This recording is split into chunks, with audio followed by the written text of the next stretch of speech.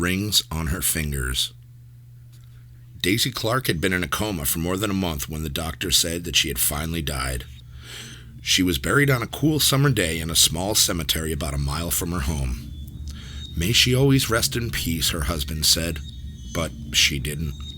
Late that night, a grave robber with a shovel and a lantern began to dig her up. Since the ground was still soft, he quickly reached the coffin and got it open. His hunch was right. Daisy had been buried wearing 2 valuable rings, a wedding ring with a diamond in it, and a ring with a ruby that glowed as if it were alive.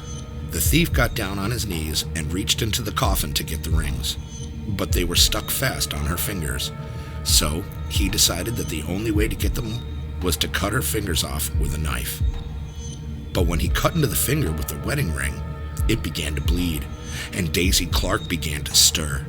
Suddenly, she sat up.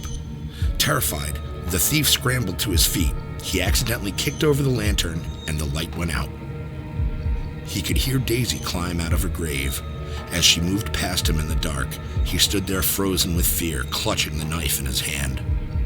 When Daisy saw him, she pulled her shroud around her and asked, "Who are you?" When the grave robber heard this corpse speak, he ran. Daisy shrugged her shoulders and walked on, and never once looked back. But in his fear and confusion, the thief fled in the wrong direction. He pitched headlong into her grave, fell on the knife, and stabbed himself. While Daisy walked home, the thief bled to death.